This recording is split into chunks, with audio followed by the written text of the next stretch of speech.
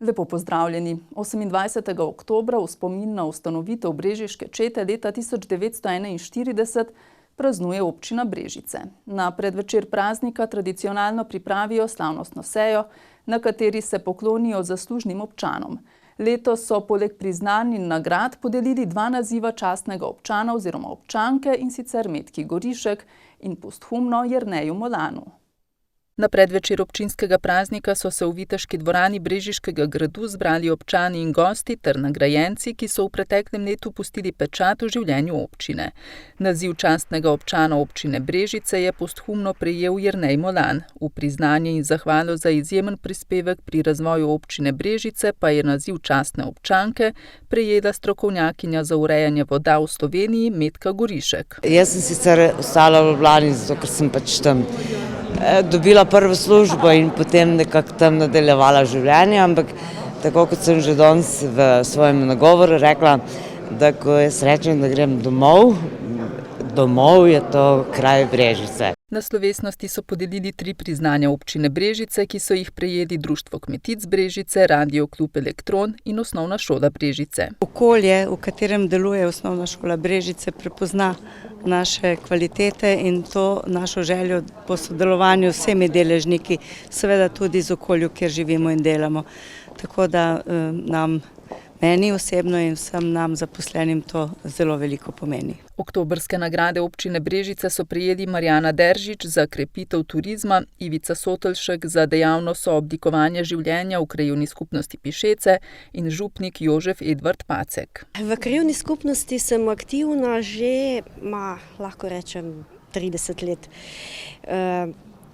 Delala sem kot članica sveta krajevne skupnosti oziroma v občinskem svetu sem bila.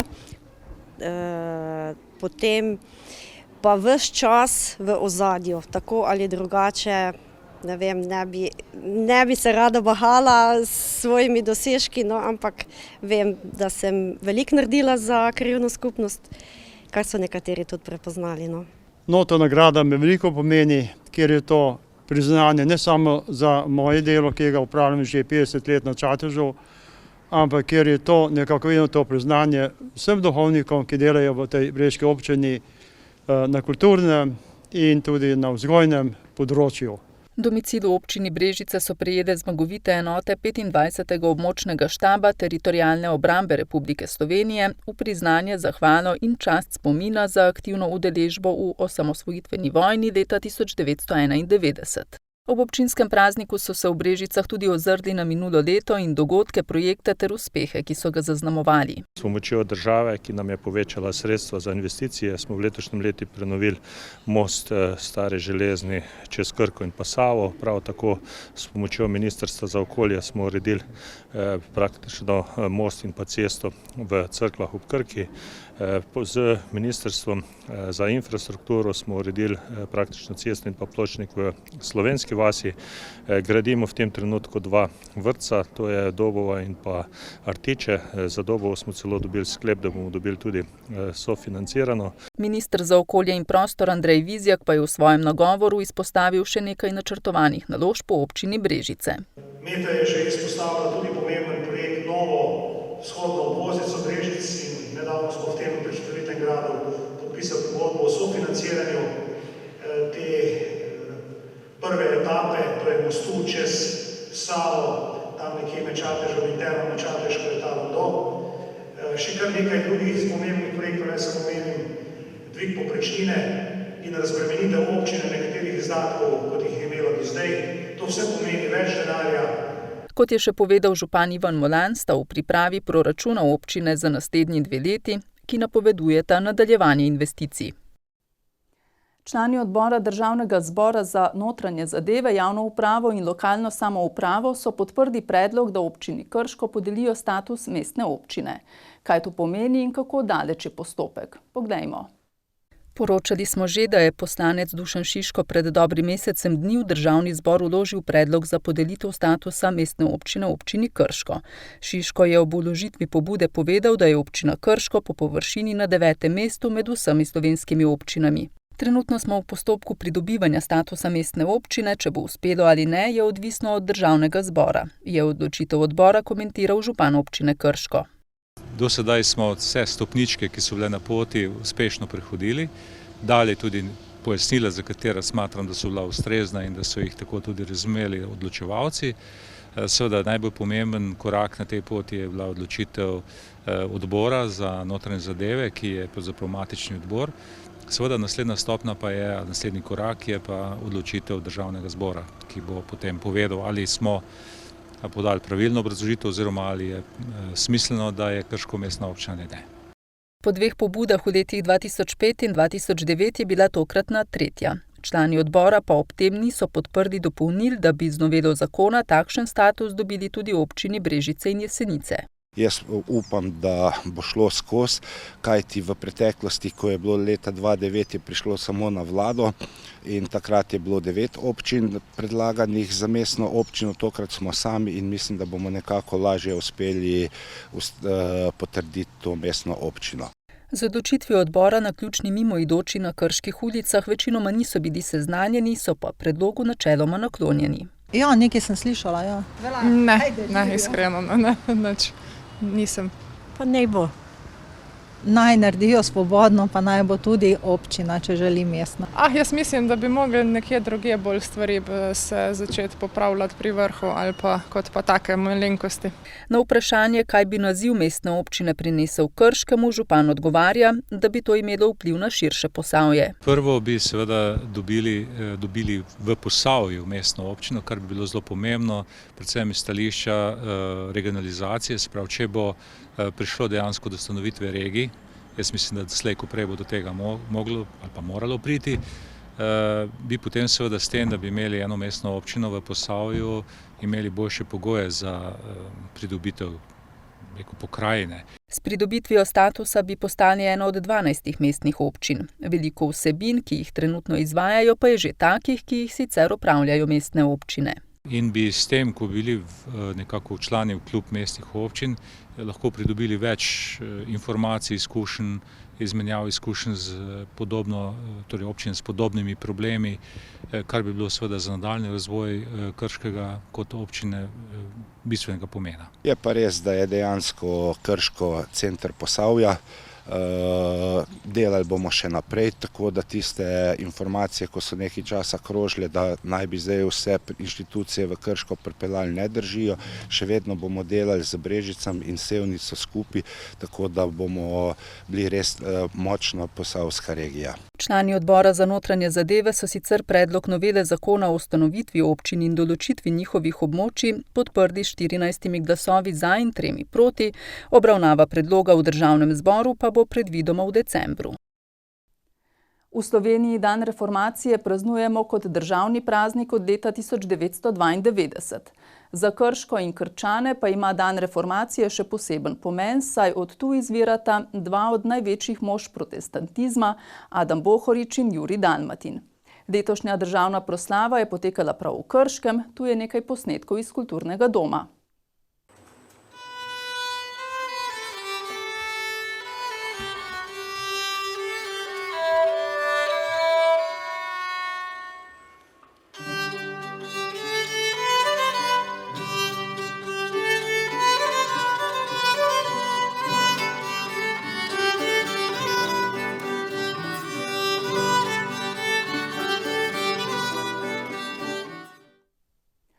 Na gradu Reichenburg je na ogled razstava Igrače in kosti Ive Tratnik. Umetnica ustvarja v različnih medijih, od slike, risbe, skulpture, fotografije do performansa.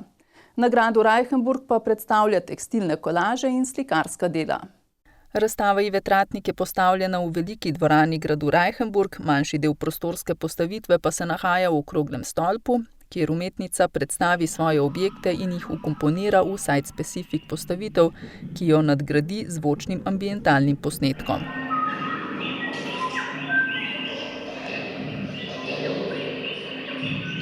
Dela so nastajala zadnjih 10 let, poudarek je na najnovejših. Mislim, da izhajam z neke montaže motivov, ki sicer mogoče ki se mogoče malo trejo med sabo, ker so na nek način mogoče nekompatibilni v neki splošni vizualni kulturi. Pa se mi zdi, da s tem, ko jih sopostavlja med sabo, pride do neke transgresije mogoče. Izraža se v bistvu z nekimi podobami, kot je tudi sama povedala, recimo ima neko ikonografijo, lahko temu rečemo, nekih živali, ki recimo niso tako privlačne človeku, kot so, ne vem, vešče pa hrošči. In seveda v povezavi z elementi, ki jih spaja, v bistvu govorijo pač njeno sporočilo. Eno najbolj nedvoumnih sporočil avtorice je, da bi tudi brez nas življenje na svetu obstalo in se razvijalo, morda celo še bolje in hitreje. Na njenih delih se namreč ne pojavi človeška figura, če pa se že, je ta v primerjavi z drugimi miniaturna. Človeško prisotnost se lahko zazna, zelo redko kdaj pa se tudi pojavi na platnih. Nekako pa se čuti, da človek vpliva na neke dogodke, ki recimo okoljske katastrofe, ki pač nakazujejo neko mogoče tragično prihodnost, lahko. Umetnica svoja slikarska dela, ki so velikih formatov, pogosto umesti v prostor, razstava v veliki dvorani pa je zaradi samih zahtev prostora postavljena klasično. Tale velika dvorana na gradu Reichenburg je seveda večnamenska in ni primerna za prostorske postavitve, ampak vseeno smo z dvema deloma nakazali to idejo, kako se ona oziroma kako umešča svoja dela v prostor. Razstava Ive Tratnik je letošnja prva v programskem letu gradu Reichenburg in je na ogled do 13. februarja. Jesen v Posavju zaznamuje praznik vina na dan svetega Martina. Preden pa se grešni mošt spremeni v pravo vino, se Posavci srečujemo v gozdovih ob pobiranju kostanja in nabiranju gob. O gobah in ravnanju z njimi ter stanju posavskih gozdov smo govorili z gobarjem Jožetom Zidarjem in gojiteljem gob Jožetom Zorkom. Evo ga, Jorčka. Jorčka, jaz ga bom kar isko da zavrtiš. Tako smo z Jožetom Zidarjem, znanim posavskim gobarjem pri njegovih 80-ih, pričeli gozdno zgodbo o gobah. Zima veliko ne škoda, vem, marčnice so prvo pokazatelji, kje bojo gobe rasle. Jaz pa gob užitnih je pa še.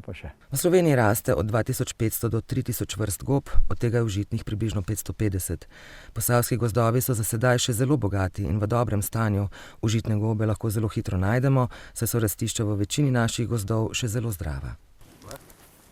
Najboljše rastišče je, da je mešani gozd za poletne, za smrekove so pa te jesenski gobani, pa borov goban. Mora biti pa bor, pa smreka. Pa borovničje mora biti podrast. Spravi, ostajajo neki pogoji, ki napeljuje na to, da so tam gobe. V glavnem so pa poletni jorčki, so pa v glavnem, kjer so bukve stare. In tam je razpeljan ta podgobje nadaleč in jih je še pa še. Ko pa drevo požagajo, ne vem, koliko let ne bo gob tam. Odgovorno in smotrno gospodarjenje z gozdom je eden od pomembnejših dejavnikov, ki vpliva na ohranjanje rastišč gob. Slednje pa je odvisno tudi od nas, nabiralcev, ki z načinom iskanja, nabiranja in ravnanja z gobami lahko tudi vplivamo, da ponekod gobe skoraj izginejo. Najmanj je to, da gobari poberemo največ. Sicer res 2 kile je dovoljeno, ampak ko rastijo, jih tudi razen zaradi prodaje. Bilo pa je pred leti, ko so v Italijo izvažali, je bilo treba z zemljo red, da je ostal svež, to je bilo pa ropanje. In lisičke in to, lisičke smo pa, lahko rečem, za sebe vem, da smo jih mi iztrebili. Pri nabiranju moramo biti pozorni, pa da jih ne pohodimo, v gozdu pa ne kričati. Če oblečeni naj bomo nekaj svetlega, da se opazimo, pa zaradi klopov, pa in barn fest zaradi lovcev, ker zdaj je jeseni čas lova. Evo, to se pa čisti. Vse se čisti v gozdu, ker je prepovedan. En čas je bilo rečeno, da ga moraš odrezati. To smo dolgo. Potem so pa nemški strokovnjaki ugotovili, da to ni res. Potem zagnije tam in slabši narediš. Najboljše je zavrteti ga. Najmanj poškoduješ podgobje.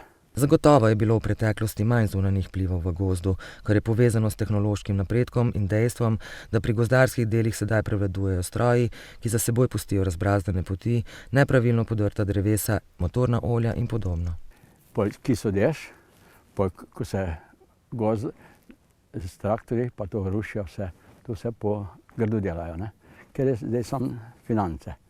Čim več, včasih so tako dolgo hodili, ko so podirali drevo, pa žagali peš, ni bilo nobenega onesnaževanja okolja, ne? To je to. Znanje o gobah je torej pomembno z vidika prehrane in kot tudi ohranjanja narave. Nekaj znanja lahko pridobimo iz knjig, največ pa nas lahko nauči kakšen poznavalec. Po knjigi se mingade zapeliš, ker tudi teh lističark podobnih, ena je smrtno strupena, ena je použitna. Zaradi težke prebavljivosti redko katero gobo lahko okušamo surovo. V Posavju najdemo nekaj primerov, kot je travniški kukmak ali pa ledenka. To je ledenka, ne? Užitna. To je užitna. Po smrekovim, po smoli smrekovi. Pravi poznavalci gob z okušanjem preverjajo tudi užitnost nekaterih. A probate surovo? Pekoča ni užitna. Za ohranjanje rastišč je pomenilo tudi sejanje gob. Če naletite na velikega, čudovitega, a starega gobana, raje poskrbite, da se zaseje, kot da ga daste v lonec. Kako to storimo, nam je ponazoril Zidar. Ta je ostarel. Škoda je. No, ko pa jočka najdiš, taka, ko ne uporabim, ga pa daš tako, da med veje, med drgovilo, da se useje tako. Vkolikor pozabite košaro, nikar ne vzemite trgovinske vrečke. Gospod Jože opiše starinsko metodo, kako preprosto so nabirani nekoč. Sam prej smo, ko nismo imeli košar, smo gobe nabirali na palco, pa imela tak, ne, pa smo jih nanizali na palco in pol si izgubil pohost. Ob koncu srečanja nas je Jože kot pravi gobar hudomušno opomnil na našo slovensko naravo, ki se odraža tudi pri gobarjanju. Moj pozdrav, ko govarja srečam s košaro, velik naber, pa manj ko jaz. To je bolj tako, čisto slovensko.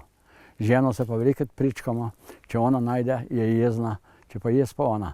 To je prav po slovensko nevoščljivost, čeprav je vse ista košara. Vkolikor nas skrbi, da bodo nekoč naši gozdovi prazni, ker ne bomo pravilno gospodarili, in morda rešitev gojenje gob. V naravi lahko opazujemo, kako hitro se zaradi zunanjih dejavnikov poruši ravnovesje. Pri gojenju lahko pogoje strogo nadziramo, sploh v začetni fazi, in si s tem zagotovimo pridelek, kot nam je razložil Zorko iz Žadovinka, ki po 30 letih gojenja odhaja v pokoj. Evo, vse skupaj se začenja v prostorih, ki morajo biti sveže, prepravljeni, oprani, z vročo vodo oziroma s paro, da je res to temeljito očiščeno, potem pa razkuženo. Tu je že substrat, noter pripravljen, se pripravlja substrat za gojenje oziroma je že pripravljeno in zdaj čakamo, ustvarjamo pogoje. Vse pa le ni tako enostavno. O zahtevnosti gojenja je povedal. Ni enostavno gojiti oziroma do znanja je pač, tako da rečem, splošnega znanja prideš iz neke literature, ampak do detajlov pa ne prideš zlahka. Težave se lahko pričnejo že s preveč umazanim podplatom od čevljev, s katerimi smo vstopili v prostor za gojenje. Ker pomembno je, recimo, da so tla dobro razkužena. Ker očitno je, ne vem, bila tu pomanjkljivost prej, da očitno niso bila tla dosti razkužena, zdaj pa pade apno, ker je po tleh največ bolezni. Goba kot takšna je gozdni sadež, ki raste nad zemljo. V podlagi, prsti ali lesu, na katerem raste, je skrito podgobje ali miceli, kar si v naravi težko zelo podrobno pogledamo. Tu je, recimo, ko mi to dobimo, je to zapakirano, je to vreča, potem ta zgornji del zrežemo ven in tleda na vrh damo zemljo. Tule, recimo, se pa prav vidi, evo, tule je substrat, ta osnovni, tu gor je pa pokrivna ta zemlja, skozi katero mora miceli prerasteti. Zaradi zahtevnosti pri ustvarjanju pogojev za rast po svetu in pri nas so od najbolj znanih do sedaj osvojili znanje gojenja šampinjonov, bukovega ostrigarja in šitak. Zorkovi gojijo šampinjone in bukov ostrigar, vsak od omenjenih pa zahteva drugačno pripravo podlage in način vzgoje. Zdaj se pa nahajamo v prostoru, kjer se gojijo šampinjoni. To je sicer zdaj tretje obiranje. Od micelija ali po začetka vstavljanja substrata do prvega obiranja traja približno 3 tedne. Bukov strigar. Te so gobe izraščajo iz substrata.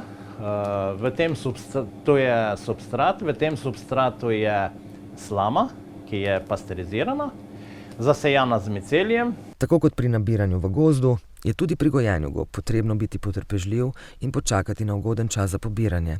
Pomembno je tudi, kako gobo poberemo, če želimo, da čim dlje ohrani svežino in hranilnost. Goba je zelo občutljiva, recimo je treba previdno je treba prijeti z 2 prsti, mogoče 3, malenkost je dol potisnemo, obrnemo levo desno in jo utrgamo. Odrežemo ta spodnji del, koreninco in odložimo.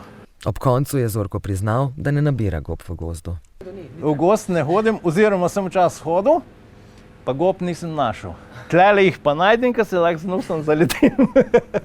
Zakonca Zorko sta ob koncu še spodbudila, da je gojenje gob smiselno, saj jih lahko v manjšem obsegu uspešno gojimo tudi doma.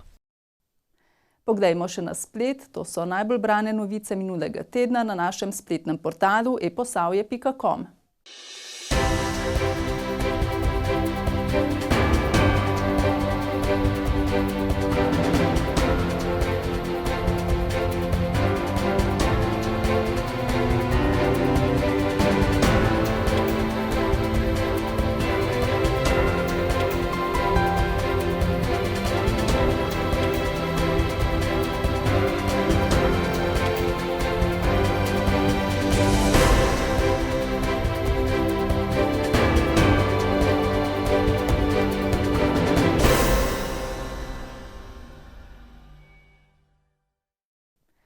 Spoštovani gledalci in gledalke, to je vse, kar smo pripravili za ta teden. Hvala za pozornost in nasvidenje čez teden dni.